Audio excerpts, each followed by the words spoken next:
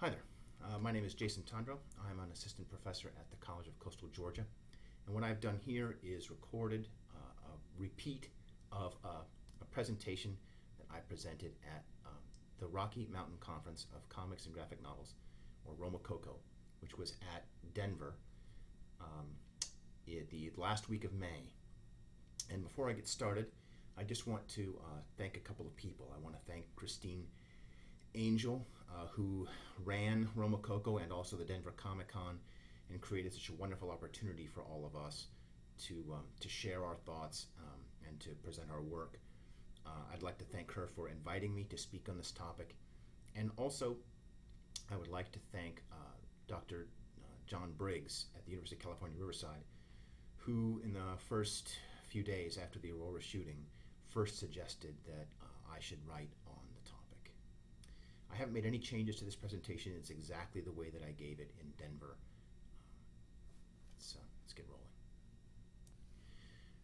From the moment that we first heard, read, or watched the story of the shooting at a midnight opening of The Dark Knight Rises, we have been desperate for information that might explain why James Holmes armed himself, dyed his hair bright red, invaded a movie theater, and murdered innocent people.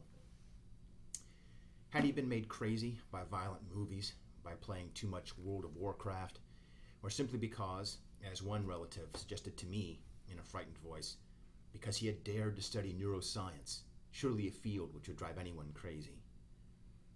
And what of the victims? They had stories too, and in the weeks and months after the shooting, as the legal case was kept confidential, the victims' stories have been easier to reconstruct, soliciting our righteous anger and our grief. We were, and we remain, hungry for the story, whatever it is. This we must admit. It took only hours for journalists to write on the connections between the shooting and Frank Miller's 1986 comic, The Dark Knight Returns. And this audience will know the book well, and we need no introduction to it. So let us skip directly to the page in question. Arnold Crimp, whose bright red hair serves as his distinguishing feature, travels to a movie theater after being fired from his job at a record store. His internal monologue does not make sense, and he appears to be delusional. Crimp has played Led Zeppelin's Stairway to Heaven backwards and heard the phrase, "My sweet Satan." This, by the way, is precisely the accusation of backward masking originally made against the band by Paul Crouch of the Trinity Broadcasting Network in 1982. When Crimp attempted to explain the masking to a female co-worker and frightened her, his manager fired him. Crimp acquires a gun in a manner not explained on the page and goes to a porn theater in a neighborhood he has previously avoided, only to see a marquee displaying a film titled My Sweet Satan. Entering the theater, he appears to wait for a time before standing and opening fire. In the most naive detail of the entire sequence, only 3 are killed. A television reporter calls this a Batman-inspired shootout. It is this last panel upon which I would like to focus, because until this panel, Batman has nothing to do with this incident. We are inside Arnold's head as he readies the gun. We are privy to all his thoughts, and none of them are about Batman. He is not dressed like Batman, the Joker, or anyone else, nor are his victims. The theater is not showing a film related to Batman. Arnold Crimp's mind is broken, and he kills people. But the city, represented by a talking head, is desperate for a story. The television audience wants to know why Crimp did this thing. And so the reporter, who cannot know the inside of Arnold's mind as we do, reaches for a story and blames the killing on Batman, because Batman is on the news a lot that day, having just emerged from retirement. This is what I call narrative hunger. It is a craving for meaning when confronted by seemingly random or incoherent facts. And although Dark Knight Returns is filled with criticism of the media, and although I personally long dismissed this page as another example of this criticism, upon reflection we can see that the reporter is not the only character creating meaning where there is none. Crimp himself, here, is displaying narrative hunger when he plays a song backwards and, out of the distorted and meaningless noise, he finds a prayer to evil, and he becomes a victim of his narrative hunger. when he sees a porn theater marquee with the same phrase upon it, a fact which, in his madness, cannot be mere coincidence. When both journalist and delusional shooter display the same desperate need for a story, Miller's book stops being criticism of a reckless media and becomes an examination of the human condition, about our universal need to find, create, or have meaning. Now, Miller is not the only comics creator who has directly addressed narrative hunger. And to illustrate that point, I'd like to briefly touch on another comic with direct relevance to our gathering today. And that story is Shoot, written by Warren Ellis and drawn by Phil Jimenez. Shoot will not be as familiar to all of us as Dark Knight Returns, and so a bit more background is not inappropriate. The subject of Shoot is school shootings, and it was originally intended to be Hellblazer number 141. Although written in the months before the Columbine shootings, it was only to be published shortly after, and this timing is what led DC Comics to pull it. Ellis quit over the censorship, and the black and white pages circulated on the internet for years before the departure of Paul Levitz as president and publisher at DC Comics enabled its eventual publication in a 100-page volume called Vertigo Resurrected. Shoot was the primary selling point for this volume. The story's protagonist is Penny Carnes, a psychologist trying to figure out why teens are shooting each other on school campuses across the country. Much of the story is devoted to depicting the physical and mental toll which an investigation this deeply troubling exacts on Penny, who is listening to audio tapes of the Jonestown mass suicide in an effort to understand the deaths. But this does not at first seem especially relevant to us.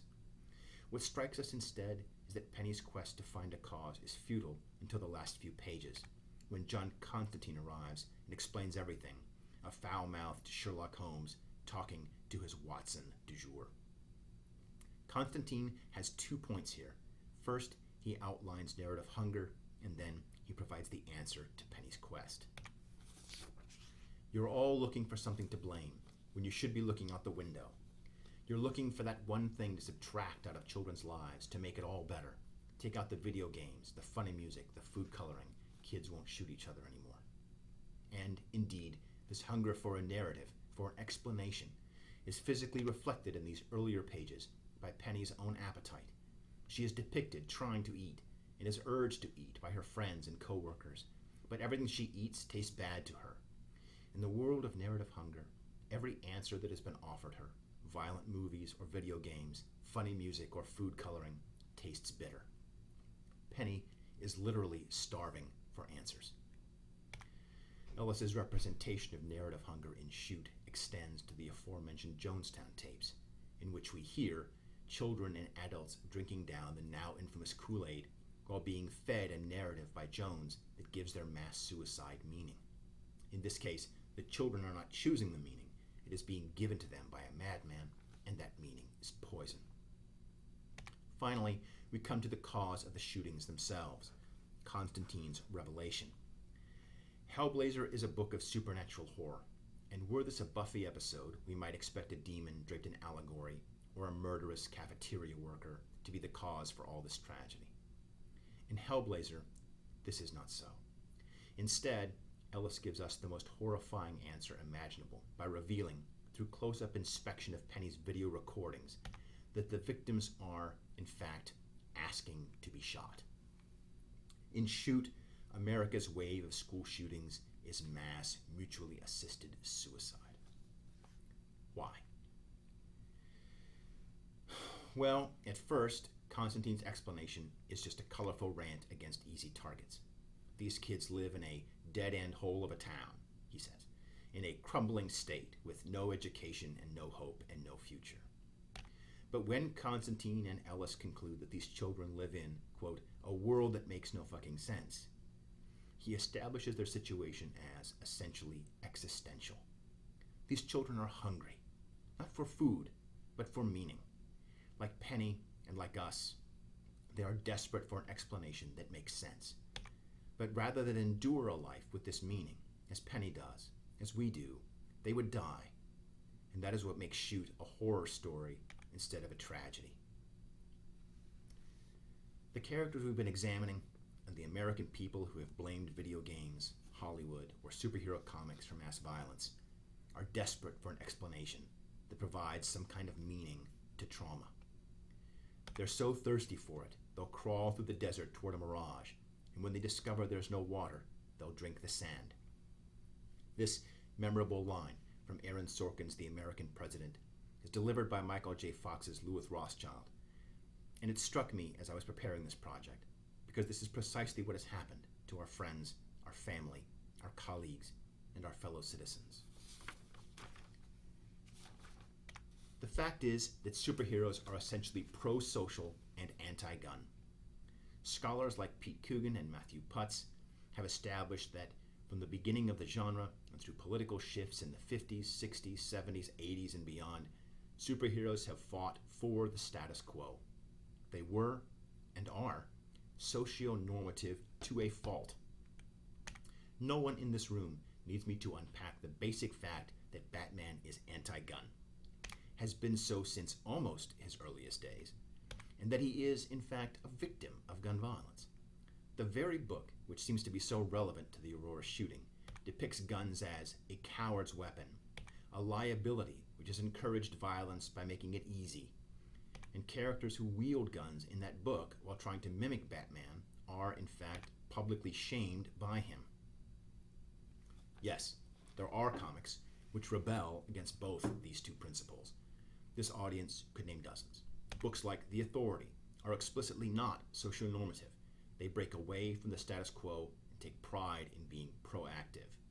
Characters like Punisher or Deadpool, while very popular, are nevertheless anti-heroes whose stories are meta-commentary on the superhero genre they rebel against.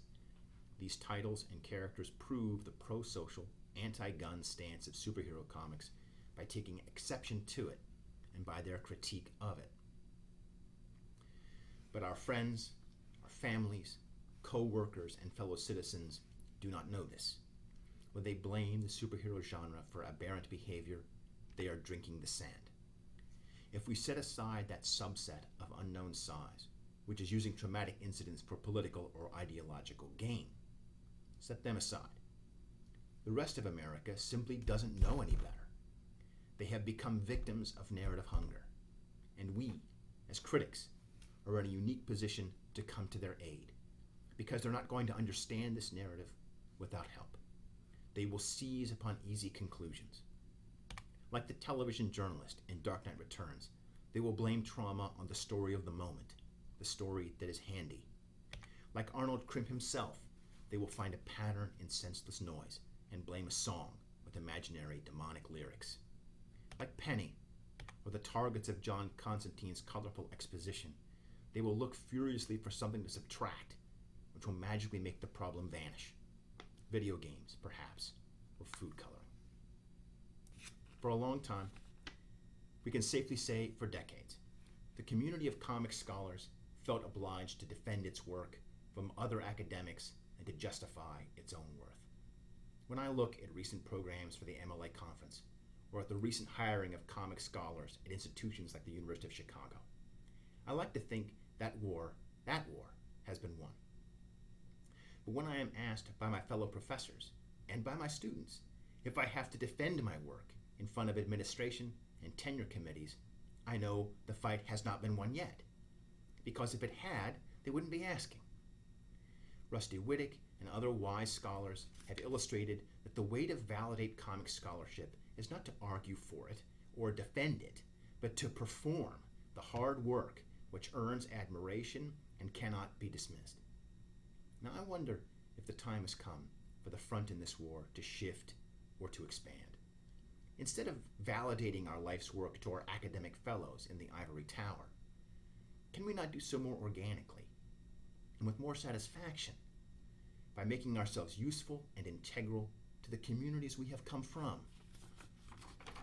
I suggest that we have an opportunity, a window to engage with the public on this issue, with our community and with our society, on an issue which has become a national tragedy. For the mass shooter is a uniquely American curse. We can, as critics, help our nation understand this trauma and our own need to explain it.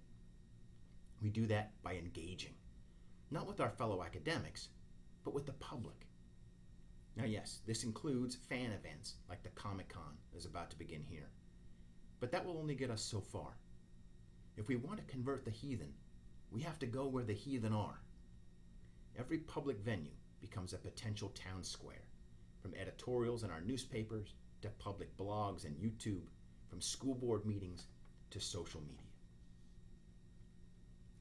And what do we tell them? After we've shown them that superheroes are anti-gun, that these characters fight for the weak and helpless, they don't prey upon them. After we've helped our communities and social networks to understand that hunger for narrative, for a story, for a meaning, has led us to drink the sand. What do we say then? Because we can't take away the only story they have and leave them empty. We have to provide something better than the sand. There are two facts which stare us in the face. First, we live in a country of 300 million people. No matter how small the percentage of mentally unstable and violent might be, 1 in 1,000, 1 in 10,000, 1 in 100,000, when multiplied by 300 million people, the product is large. Number two, anyone in the United States who wants a gun can get one. This is not ideology. This is math.